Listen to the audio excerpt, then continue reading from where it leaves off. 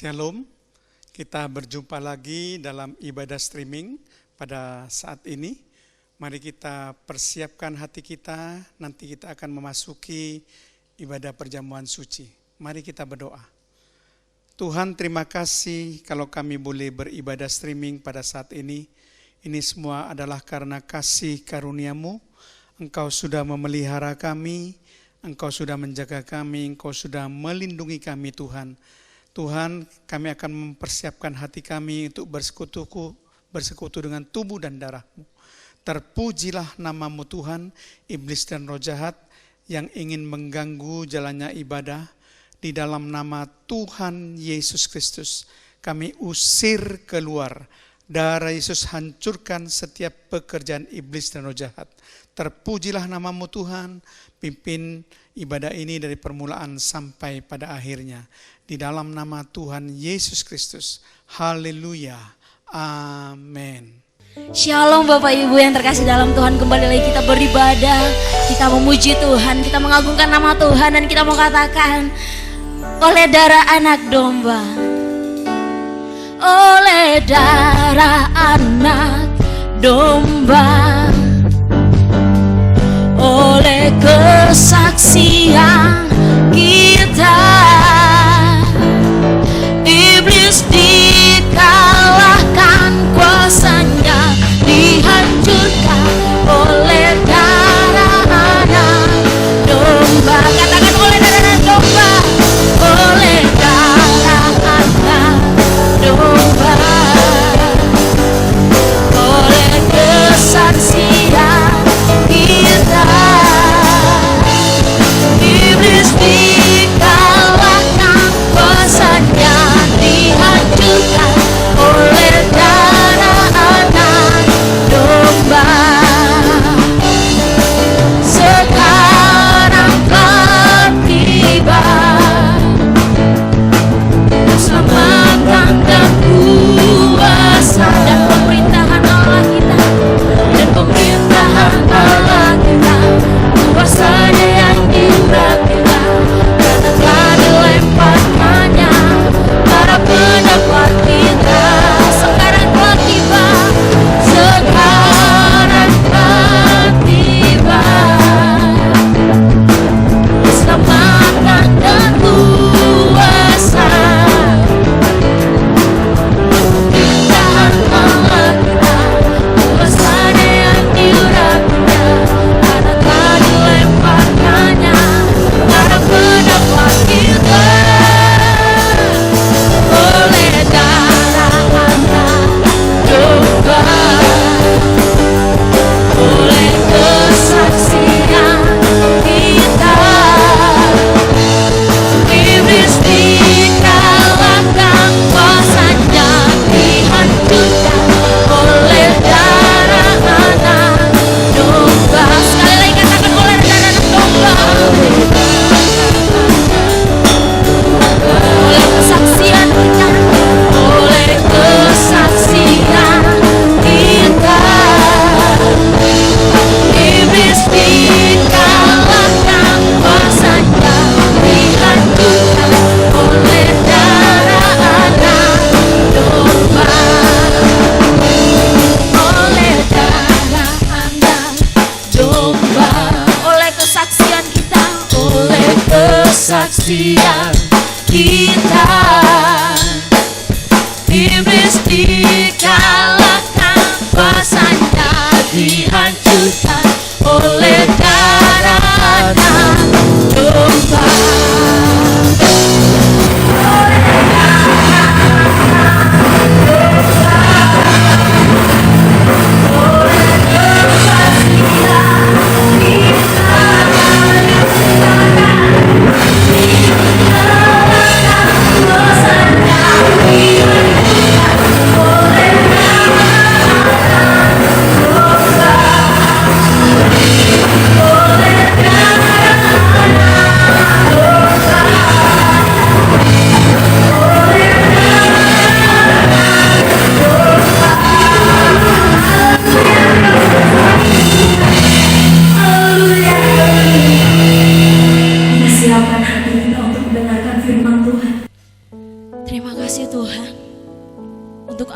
anugerah-Mu dalam kehidupan kami.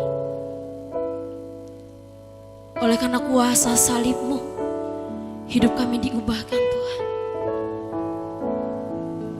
Engkau menyelamatkan hidup kami. Engkau memberikan kami pengampunan. Terima kasih Tuhan. Terima kasih Yesus. Ada tempat yang mulia, anugerah-Mu tercurah, Kau berikan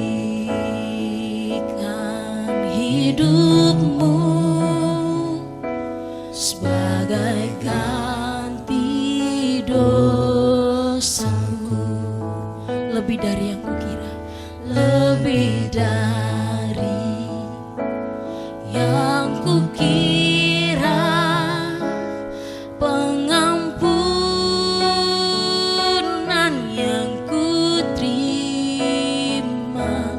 kasih Yesus yang abadi mengalir di Kalvari.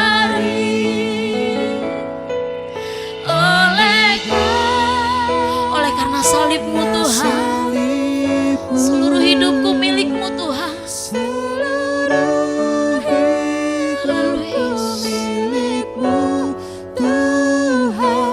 Darah-Mu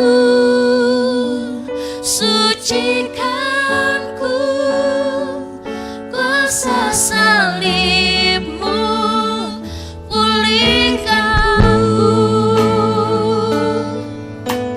Ada tempat yang mulia, ada tempat yang mulia, anugerah-Mu tercurah. Amin Tuhan. Kau berikan hidup-Mu sebagai ganti dosa. Kan hidup-Mu sebagai ganti dosa. Lebih dari yang kukira, lebih dari yang kukira, pengampunan yang kuterima, kasih Yesus yang abadi mengalir di Kalvari. Oleh karena salib-Mu, seluruh hidupku milik-Mu Tuhan. Darah-Mu Tuhan sucikan kami. Kuasa salib-Mu pulihkan. Oleh karena salib-Mu, oleh karena salib-Mu,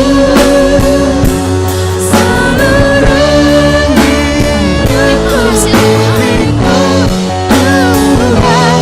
Darah-Mu sucikanku, kuasa salib-Mu pulihkan. Kuasa salib-Mu, kuasa salib-Mu pulihkan. Sekali lagi katakan kuasa salib-Mu, kuasa salib-Mu pulihkan. Terima kasih Tuhan, terima kasih Tuhan. Haleluya. Terima kasih Tuhan, terima kasih buat salib-Mu. Haleluya. Haleluya.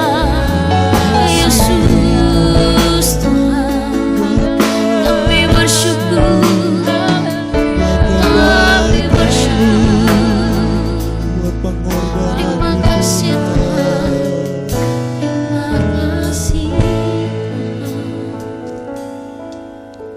kita sudah memuji dan memuliakan nama Tuhan, kita akan memasuki firman Tuhan. Mari kita berdoa.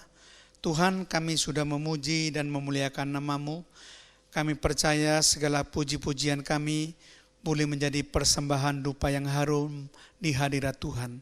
Dan kami yakin dan percaya hati kami semua sudah dibajak oleh Tuhan, sehingga siap untuk menerima taburan benih-benih firman Tuhan. Roh Kudus memberikan kepada kami pengertian-pengertian baru di dalam nama Tuhan Yesus Kristus. Haleluya. Amin. Shalom Bapak Ibu Saudara sekalian. Pada kesempatan saat ini saya ingin membawakan satu kebenaran firman Tuhan yang saya beri judul Hidup yang Berkenan. Sekali lagi, hidup yang berkenan. Bapak Ibu Saudara sekalian, setiap anak-anak Tuhan pasti mendambakan untuk bisa hidup yang berkenan kepada Tuhan. Karena ketika kita hidup berkenan kepada Tuhan, maka kita bisa menyenangkan hati Tuhan. Maka Tuhan akan peduli terhadap kita, Tuhan akan mengasihi kita, menyayangi kita, bahkan mencukupi setiap kebutuhan kita karena kita hidup menyenangkan hati Tuhan. Nah Bapak Ibu Saudara sekalian, kita akan melihat satu ayat di dalam Lukas pasal yang pertama, ayat yang ke-28. Lukas pasal yang pertama, ayat yang ke-28 dikatakan demikian. Dan malaikat itu datang kepadanya dan berkata, "Salam, engkau yang sangat diperkenan, Tuhan menyertaimu. Diberkatilah engkau di antara wanita." Nah, ini merupakan ayat ketika malaikat Gabriel itu datang menemui Maria. Dan di sini menarik sekali, malaikat itu mengatakan bahwa Maria adalah orang yang sangat diperkenan. Saudara ya, hidup Maria itu sangat berkenan kepada Tuhan.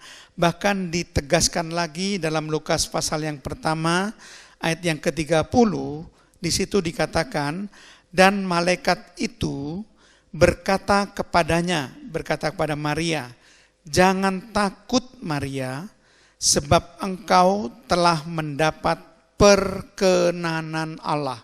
Jadi ditegaskan lagi di sini bahwa engkau telah mendapat perkenanan Allah. Jadi dapat kita simpulkan berdasarkan ayat Lukas pasal yang pertama, ayat yang ke-28 dan ayat yang ke-30, bahwa hidup Maria ini merupakan hidup yang berkenan kepada Tuhan. Sampai 2 kali malaikat itu menegaskan bahwa Maria memiliki hidup yang diperkenan oleh Tuhan. Maria merupakan orang-orang yang mendapat perkenanan Tuhan. Itu sebabnya kita akan menyelidiki mengapa Maria memiliki hidup yang berkenan kepada Tuhan. Supaya paling tidak kita bisa mengambil hikmah dan kita bisa mencontoh bagaimana caranya untuk memiliki hidup yang berkenan kepada Tuhan. Mari kita akan melihat bersama-sama dan menggali bersama-sama apa sebetulnya yang membuat hidup Maria merupakan hidup yang berkenan kepada Tuhan. Yang pertama, Bapak Ibu Saudara sekalian, hidup Maria adalah hidup dalam kesucian. Maria ini menjaga betul kesuciannya. Bahkan ketika Tuhan menetapkan Maria untuk menjadi ibu jasmani daripada Yesus, Maria masih perawan suci. Maria masih belum menikah. Dia betul-betul hidup dalam kesucian. Tidak menjadi gadis yang hidup dengan bebas cara hidupnya, tetapi betul-betul menjaga kesuciannya. Bahkan ditegaskan di dalam Lukas pasal yang pertama, ayat yang ke-26 sampai ayat yang 27, ketika Gabriel itu datang pada Maria, dikatakan di situ, dalam bulan yang ke-6, Allah menyuruh malaikat Gabriel pergi ke sebuah kota di Galilea bernama Nazaret, ayat 27, kepada seorang perawan. Sekali lagi, kepada seorang perawan yang bertunangan dengan seorang bernama Yusuf dari keluarga Daud. Nama perawan itu Maria. Jelas dikatakan di sini 2 kali kata perawan disebutkan. Jadi Maria merupakan gadis suci, ya, yang betul-betul memelihara kesuciannya, saudara. Itu sebabnya kenapa di dalam umat Katolik seringkali Maria disebut Bunda Perawan Suci. Nah, jelas sekali saudara, satu keteladanan yang diberikan oleh Maria adalah hidup di dalam kesucian. Di dalam Yesaya pasal 7 ayat yang ke-14, yaitu nubuatan dari seorang nabi yang jauh sebelumnya yang menubuatkan kelahiran daripada Yesus. Nabi Yesaya dipanggil sebagai nabi pada tahun 740 sebelum Masehi. Di situ dikatakan dalam Yesaya 7 ayat 14, oleh sebab itu Tuhan sendiri akan memberi engkau sebuah pertanda. Sesungguhnya seorang perawan akan mengandung dan melahirkan seorang anak laki-laki dan akan menamakan dia Immanuel. Ini adalah gelar daripada Yesus yang sudah dinubuatkan jauh-jauh hari sebelumnya. Dikatakan bahwa nama Yesus akan diberi gelar Immanuel, yang artinya Allah beserta kita. Bahkan dikatakan di sini bahwa seorang perawan akan mengandung. Jadi Maria akan melahirkan Yesus dalam keadaan perawan suci. Jadi belum sempat berhubungan secara tubuh dengan tunangannya Yusuf karena memang belum menikah, baru bertunangan. Sungguh-sungguh menjaga keperawanannya. Itu sebabnya saudara, kenapa Maria menyatakan keheranannya ketika dia berkata dalam Lukas pasal pertama ayat ke-34, ketika malaikat Gabriel memilihnya untuk menjadi ibu dari Yesus. Dalam Lukas 1 ayat 34, kata Maria kepada malaikat itu, bagaimana hal itu mungkin terjadi? Karena aku belum bersuami. Jadi menurut pandangan Maria secara manusia, tidak mungkin dia bisa melahirkan seorang anak sebelum menikah.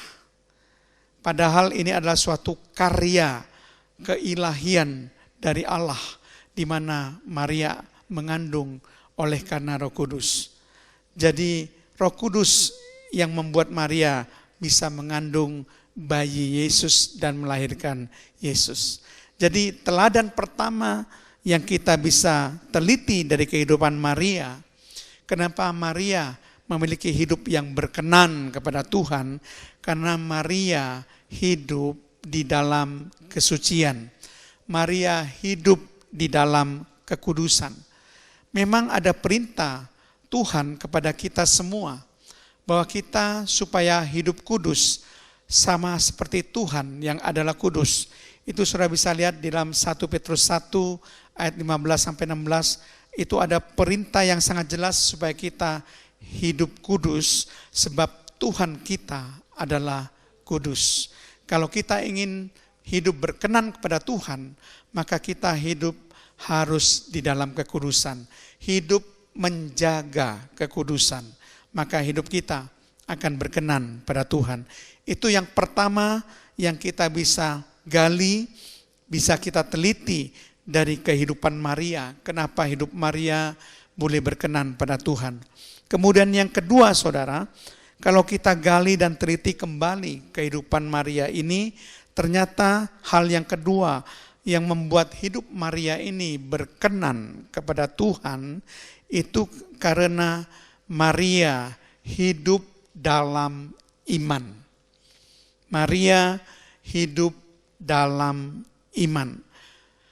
Maria percaya bahwa ia akan menjadi ibu dari anak Allah, sebagaimana yang telah dikatakan oleh malaikat Gabriel kepadanya.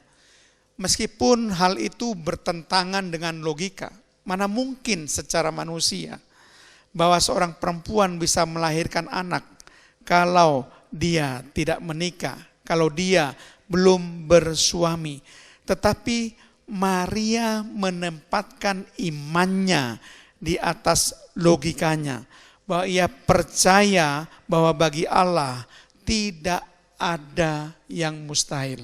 Allah sanggup mengerjakan segala sesuatu, apapun saja yang Dia kehendaki.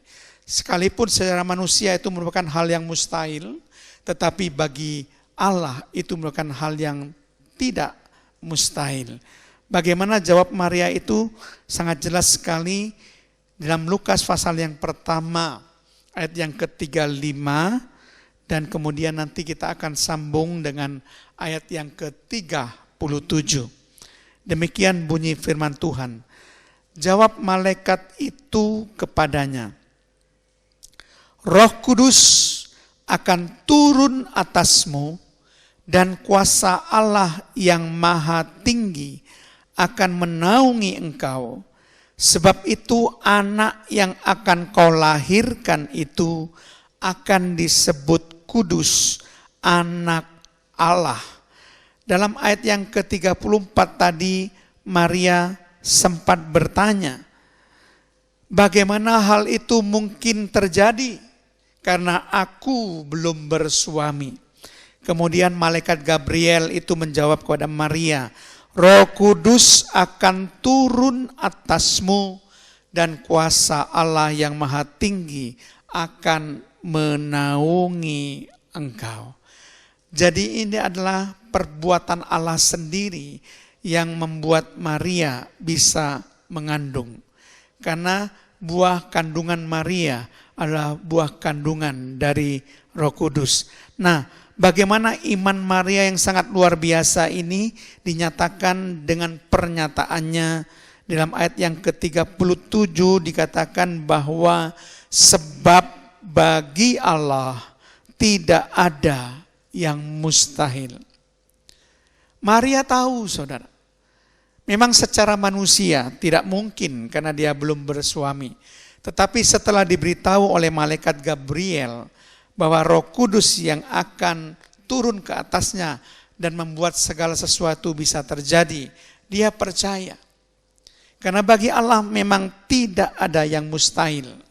Ya, jadi Maria memiliki iman percaya kepada Allah bahwa Allah sanggup melakukan semuanya. Bahkan hal-hal yang tidak mungkin bagi manusia, Allah sanggup melakukan. Hal-hal yang tidak masuk akal bagi manusia, Allah sanggup melakukan. Yaitu adalah Allah kita yang sangat luar biasa. Mungkin Bapak Ibu juga mengalami masalah dalam kehidupan. Yang mungkin Bapak Ibu katakan, aku sudah tidak sanggup mengatasi masalah ini. Masalah ini sudah tidak sanggup lagi aku atasi Tuhan. Aku sudah tidak bisa berbuat apa-apa. Jangan khawatir Bapak Ibu. Tidak ada perkara yang terlalu sulit bagi Allah. Tidak ada perkara yang tidak dapat diperbuat oleh Allah. Tidak ada perkara yang tidak sanggup Allah lakukan dalam hidup saudara.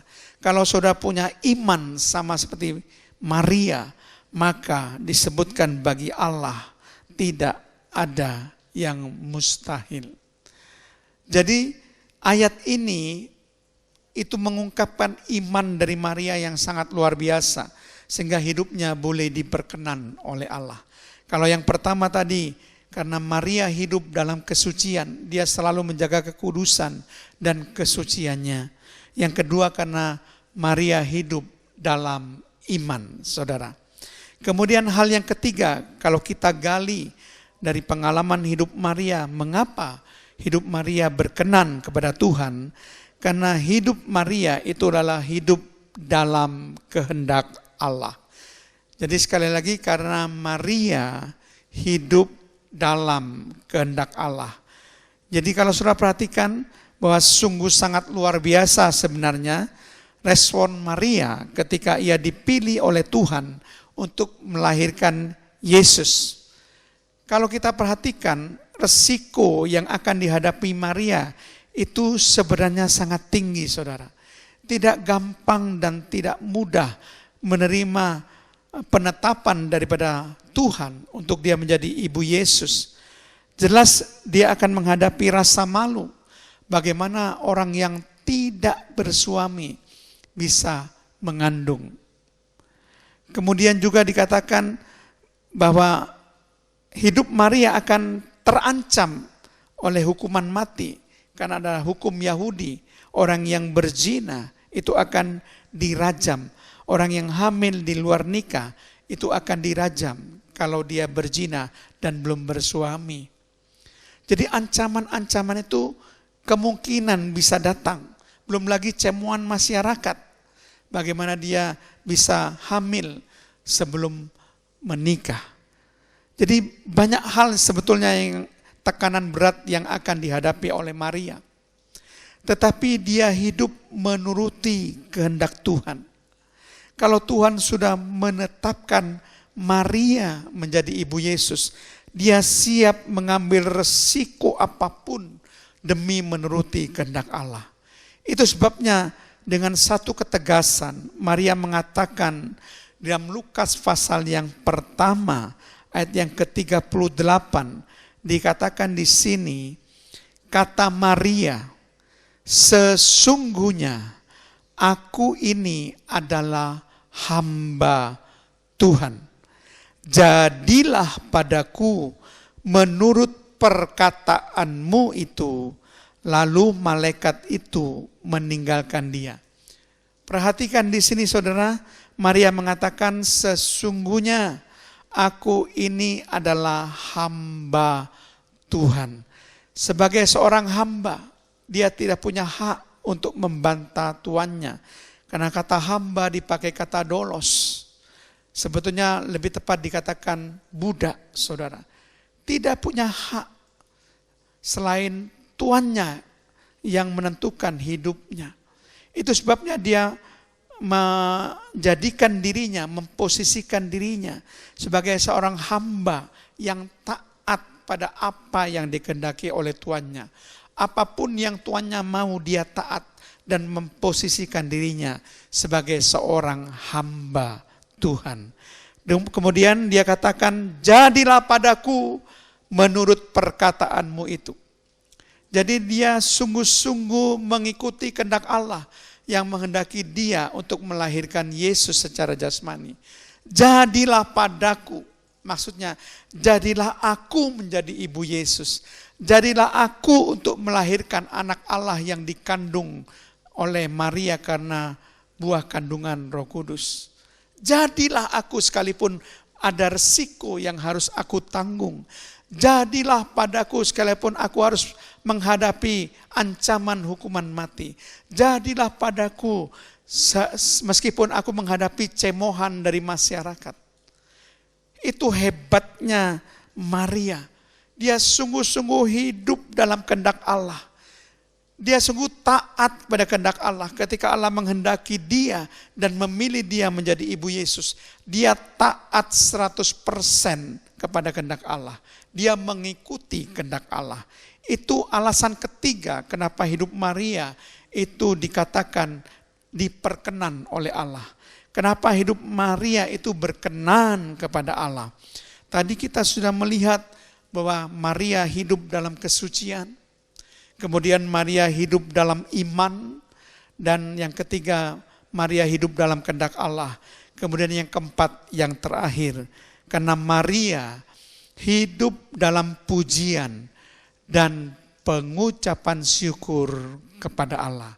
Sekali lagi, Maria hidup dalam pujian dan pengucapan syukur kepada Allah. Nah, Bapak Ibu Saudara sekalian, kalau Bapak Ibu melihat Lukas pasal yang pertama, mulai dari ayat yang ke-46 sampai ayat yang ke-55, ini merupakan nyanyian pujian Maria. Jadi Lukas 1 ayat 46 sampai 55 merupakan nyanyian pujian Maria. Dalam bahasa Latin disebut sebagai Magnificat. Sekali lagi, dalam bahasa Latin disebut sebagai Magnificat. Yang isinya adalah pengakuan dan pengagungan Maria terhadap Allah. Jadi Magnificat Lukas 1 ayat 46 sampai 55 berisi pujian Maria terhadap Allah, berisi pengucapan syukur Maria kepada Allah, berisi pengagungan Maria kepada Allah. Kalau kita mau membagi Magnificat ini, nyanyian pujian Maria ini, paling tidak ada 11 hal di sini Maria memuji dan mengagungkan Allah. Di sini dikatakan bahwa Tuhan itu layak dimuliakan oleh jiwanya. Tuhan itu layak untuk dimuliakan. Allah itu layak dimuliakan oleh jiwanya. Kemudian yang kedua dikatakan bahwa Allah adalah juru selamatnya.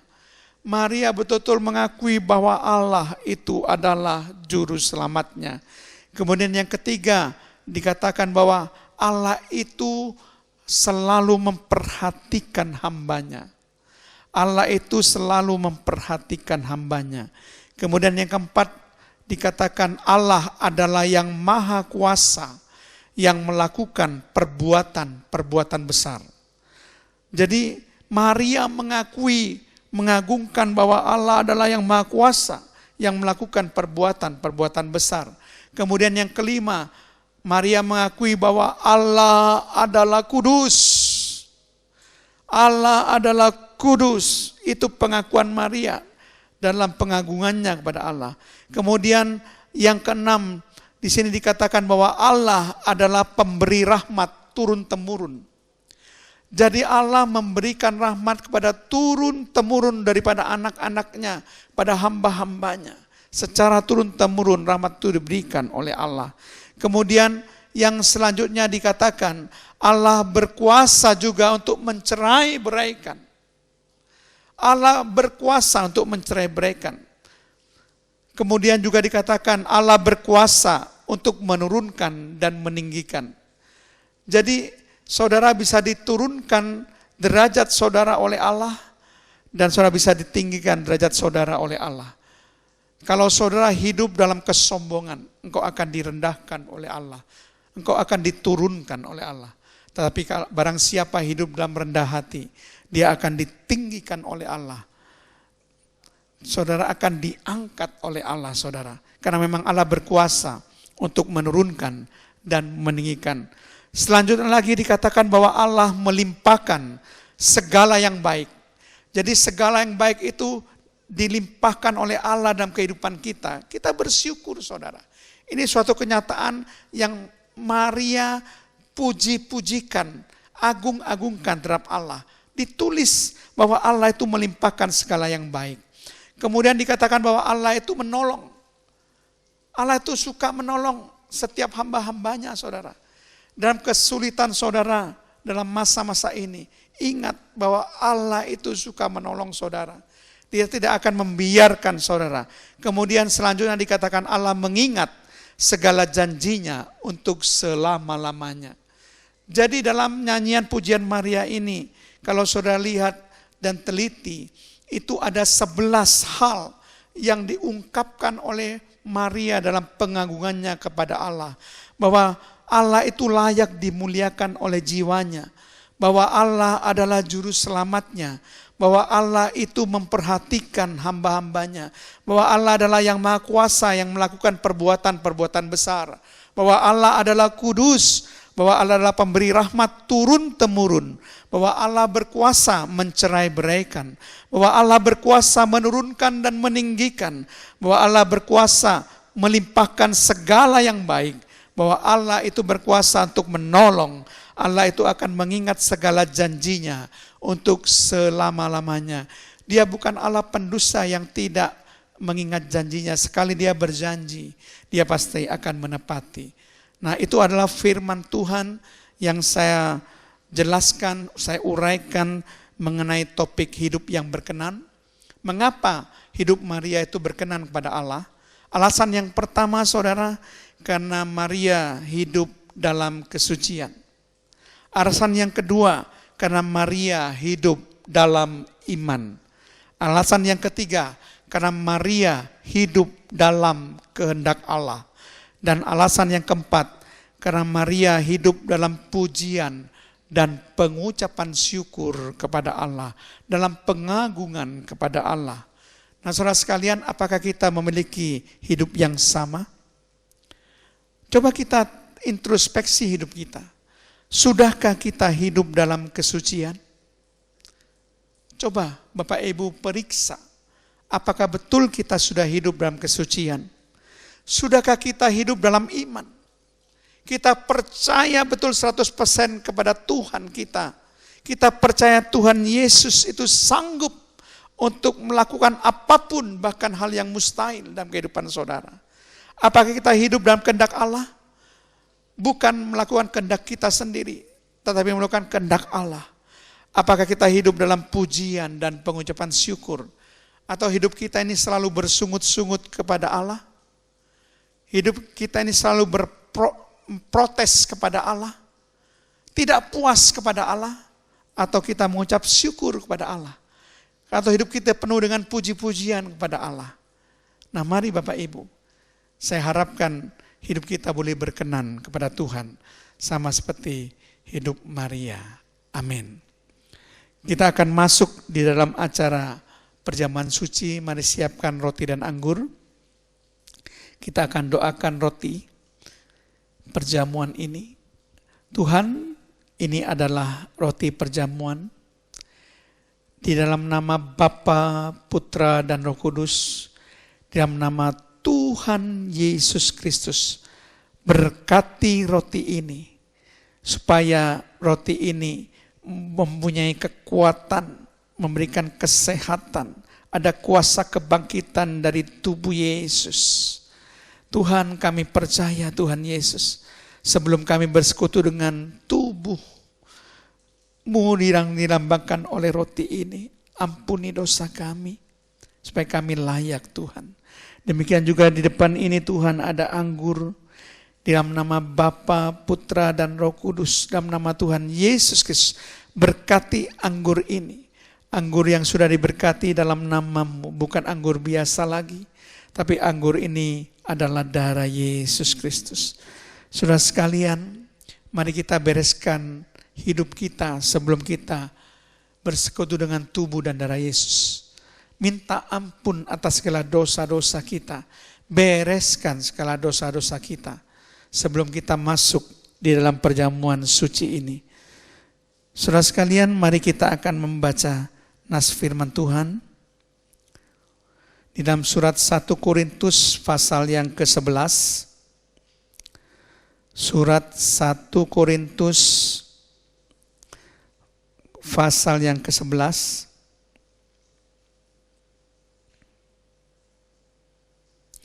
Kita akan mulai membaca, mulai ayat yang ke-28, dikatakan demikian, karena itu hendaklah tiap-tiap orang menguji dirinya sendiri, dan baru sesudah itu ia makan roti dan minum dari cawan itu.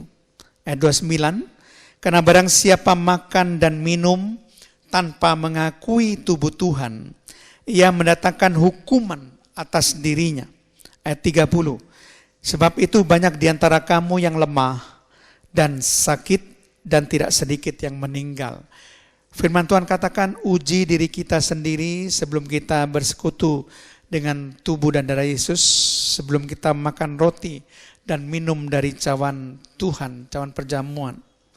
Karena barang siapa makan dan minum tanpa mengakui tubuh Tuhan, maka ia mendatangkan hukuman, bukan berkat yang kita dapatkan.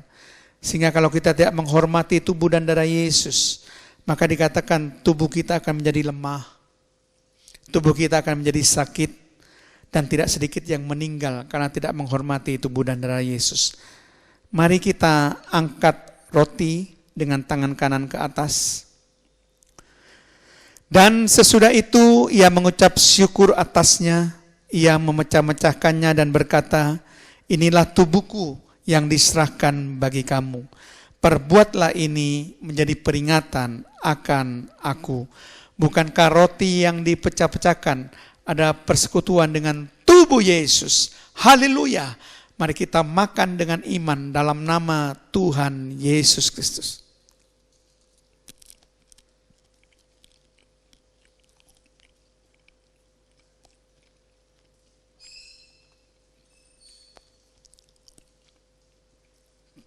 Terima kasih Tuhan. Mari siapkan anggur perjamuan.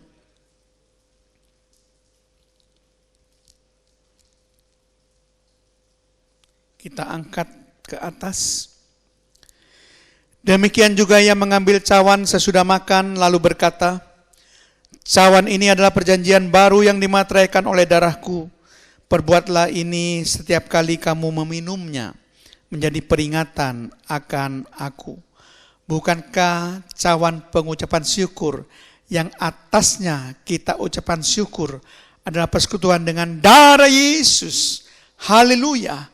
Mari kita minum dengan iman dalam nama Tuhan Yesus Kristus.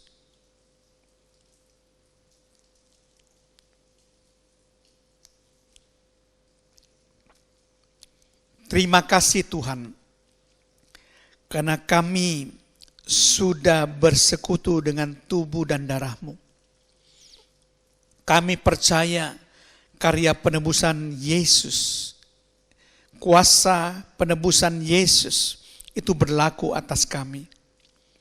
Segala sakit penyakit di dalam nama Tuhan Yesus Kristus oleh bilur-bilur Tuhan disembuhkan oleh Tuhan. Keadaan mereka yang kekurangan di dalam nama Tuhan Yesus Kristus, Tuhan berkati dengan berkat yang berkelimpahan.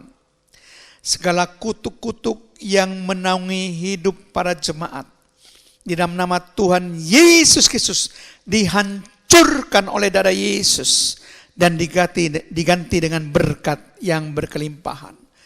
Segala dosa-dosa yang sudah dilakukan, yang mungkin kami sudah melakukan banyak dosa di hadapan Tuhan, di dalam nama Tuhan Yesus Kristus, Tuhan berikan pengampunan atas kami, sehingga status kami dikembalikan lagi menjadi anak-anak Allah. Kami percaya Tuhan ada pembalikan keadaan di atas karya salib. Dari kutuk menjadi berkat, dari sakit penyakit menjadi kesembuhan, dari dosa menjadi pengampunan, dari status sebagai musuh Allah menjadi anak Allah. Kami bersyukur Tuhan. Terpujilah nama-Mu. Terima kasih Tuhan. Mari kita menyanyikan lagu Kami Memuji Kebesaran-Mu.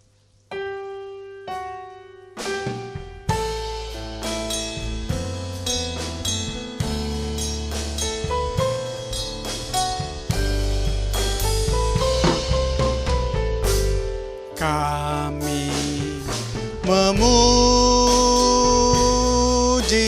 kebesaran-Mu, ajaib Tuhan, ajaib Tuhan. Kami memuji kebesaran-Mu, ajaib Tuhan,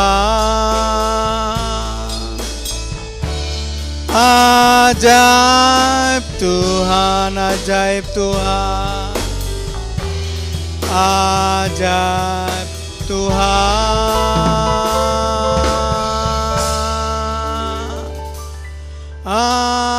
Ajaib Tuhan.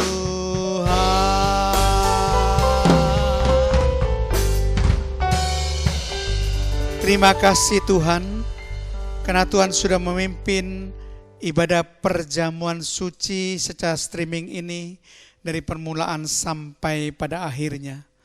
Kami percaya firman Tuhan akan menyentuh hati setiap jemaat.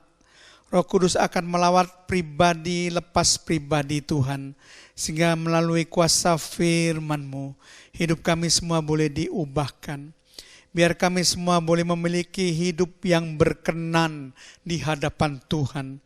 Biar kami semua boleh hidup di dalam kesucian. Biar kami semua boleh hidup di dalam iman. Biar kami semua boleh hidup di dalam kehendak Allah. Dan kami semua boleh hidup di dalam pujian dan pengucapan syukur kepada Allah. Tuhan, mampukan kami mengaplikasikan firman Allah itu dalam kehidupan kami, Tuhan. Kami yakin dan percaya firman Tuhan ini akan menjadi pelita bagi kaki kami dan terang bagi jalan kami, yang akan menuntun kami hidup di dalam kebenaran, hidup untuk menyenangkan hati Tuhan, hidup menurut kehendak Tuhan, dan hidup selaras dengan firman Tuhan. Tuhan berkati setiap persembahan dan persepuluhan yang diberikan oleh jemaat Tuhan. Kami percaya Tuhan sanggup memberkati setiap pekerjaan jemaat dengan berlipat kali ganda. Dalam masa apapun tidak ada yang mustahil bagi Tuhan. Terpujilah nama-Mu Tuhan. Sekarang hamba mendoakan berkat bagi seluruh jemaat. Di dalam nama Tuhan Yesus Kristus, Tuhan memberkati pekerjaan saudara. Tuhan memberkati usaha saudara. Tuhan memberkati saudara dengan kesehatan ilahi. Tuhan memberkati saudara dengan penyertaannya. Tuhan memberkati saudara dengan perlindungannya. Tuhan memberkati saudara dengan pemeliharaannya yang sempurna. Tuhan memberkati saudara dengan berkat masa depan yang penuh harapan, masa depan yang sungguh ada. Saudara boleh memuliakan Tuhan dimanapun saudara berada. Terpujilah nama-Mu Tuhan, kasih karunia daripada Allah Bapa, cinta kasih Allah Putra, serta persekutuan Allah Roh Kudus memberkati dan menyertai kita semua, mulai sekarang dan sampai selama-lamanya. Dalam nama Tuhan Yesus Kristus, haleluya, amin.